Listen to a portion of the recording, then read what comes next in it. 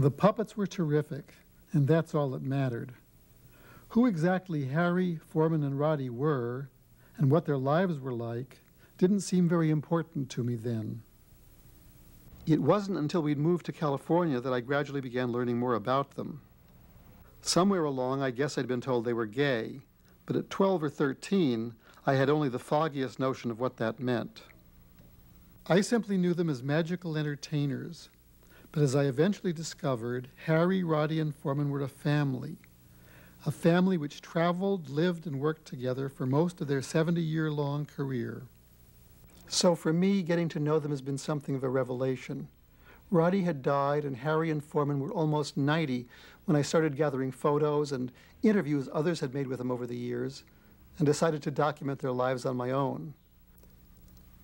The word gay had a very different connotation when I was growing up, and there was no suggestion of homosexuality associated with it.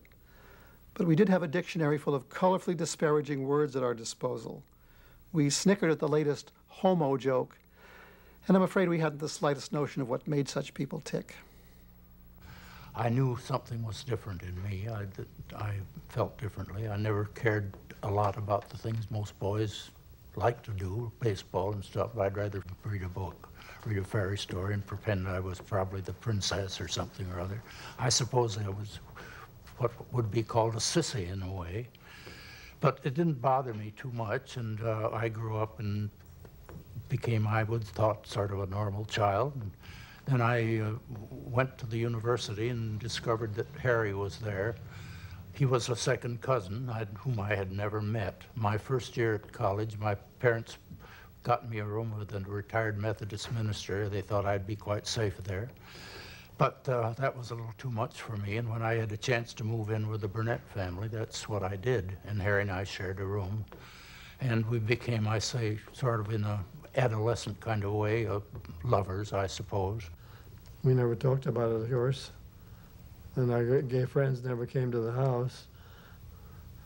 So I don't think Dad was not alive then. I don't think my mother ever knew anything about it. We never told her anything about it, naturally. You felt you're hiding something all the time, practically. But it became sort of second habit, you know. You never thought too much about it. We didn't wear red ties or anything.